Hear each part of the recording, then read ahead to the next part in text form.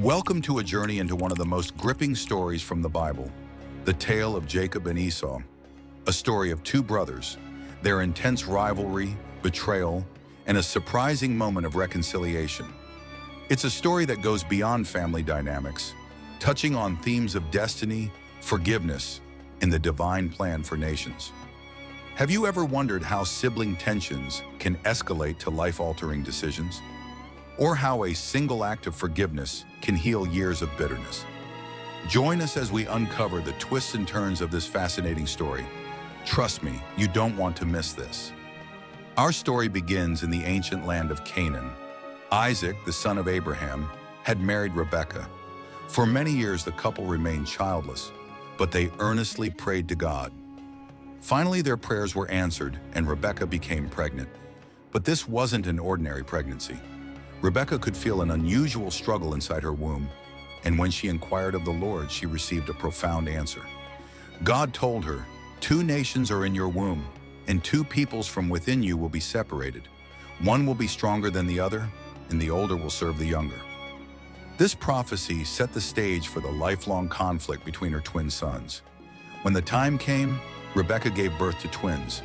The firstborn was Esau, a hairy and red-skinned baby, and his name reflected his appearance. The second was Jacob, born gripping Esau's heel, a detail that foreshadowed his future actions. Their personalities were as different as their appearances. Esau grew up to be a skilled hunter, a rugged man who loved the outdoors. Jacob, on the other hand, preferred staying close to home, taking care of the flocks. Isaac favored Esau because of his hunting skills and the game he brought home, while Rebekah favored Jacob. This favoritism created a divide within the family and fueled the rivalry between the brothers. One day, Esau came home from hunting, exhausted and famished. Jacob had just prepared a pot of lentil stew, and Esau begged for some. Sensing an opportunity, Jacob struck a deal. "Sell me your birthright first." Esau, driven by his hunger, replied, "Look, I'm about to die. What good is the birthright to me?" Jacob insisted, and Esau swore an oath, trading his inheritance for a simple bowl of stew. This moment wasn't just about hunger, it was a pivotal exchange. The birthright represented Esau's claim to leadership and the spiritual blessings promised to their family. By trading it away so carelessly, Esau showed contempt for something sacred, while Jacob revealed his cunning nature. Years passed and Isaac grew old and nearly blind. Knowing his time was near, he decided to bless Esau as the firstborn. He called for Esau and instructed him to hunt game and prepare a meal, after which he would give him the blessing. Rebekah overheard this and quickly devised a plan to ensure Jacob received the blessing instead. She prepared a meal and dressed Jacob in Esau's clothes. To mimic Esau's hairy arms, she covered Jacob's hands and neck with goat skins. Jacob approached his father, pretending to be Esau. Despite some initial suspicion, Isaac was convinced and gave Jacob the blessing meant for Esau, a blessing that promised abundance, dominance, and the favor of God. When Esau returned and discovered what had happened, he was devastated. He cried out, "Bless me too, my father." But Isaac replied, "Your brother came deceitfully and took your blessing." Esau was furious and vowed to kill Jacob. Hearing this, Rebekah sent Jacob away to her brother Laban's house for safety. This act of deception tore the family apart and sent Jacob into exile. Jacob's journey wasn't easy. At Laban's house, he faced trials of his own, working for years to marry Laban's daughters and building a life for himself. But he couldn't forget the conflict with Esau. Many years later, God instructed Jacob to return home. Terrified of facing Esau, Jacob sent messengers ahead with gifts, hoping to appease his brother. The night before their reunion, Jacob had a mysterious encounter. He wrestled with a man until daybreak, a man believed to be an angel or even God himself. During this struggle, Jacob refused to let go until he received a blessing. The man blessed him and gave him a new name, Israel, meaning he struggles with God. This encounter left Jacob both physically and spiritually transformed. When the day came for Jacob and Esau to meet, Jacob approached with caution, bowing to the ground 7 times. But instead of seeking revenge, Esau ran to meet Jacob, embraced him, and kissed him. Both brothers wept, a powerful moment of reconciliation that healed years of bitterness. This reunion wasn't just about two brothers making peace. It was a testament to the transformative power of forgiveness. Despite the betrayal, Esau chose to let go of his anger, and Jacob humbly sought forgiveness. Their story reminds us that even the deepest wounds can heal when we choose humility and grace. As we reflect on the reunion of Jacob and Esau, we realize that this was not just a moment of two brothers coming together. It was a powerful moment of reconciliation. After years of separation, anger, and pain, the brothers were able to put the past behind them. Esau, who had once vowed to kill Jacob, now embraced him with open arms. This act of forgiveness is one of the most profound moments in the Bible. Think about the emotional weight of that reunion. Jacob had deceived his father, stolen his brother's birthright, and caused unimaginable harm. And yet, when Esau saw Jacob, instead of revenge, he saw his brother, someone he once loved.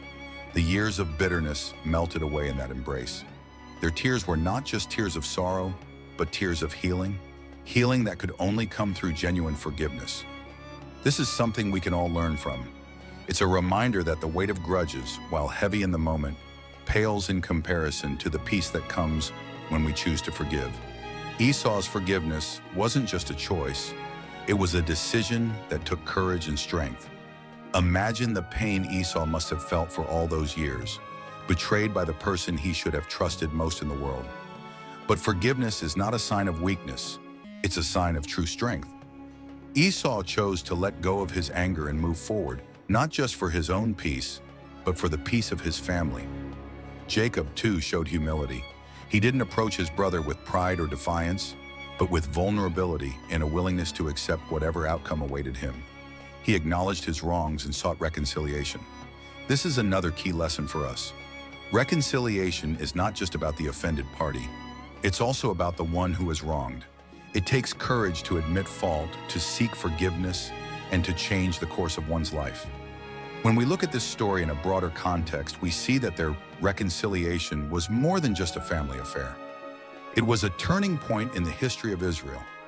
Jacob, whose name was changed to Israel, would go on to become the father of the 12 tribes that formed the nation of Israel.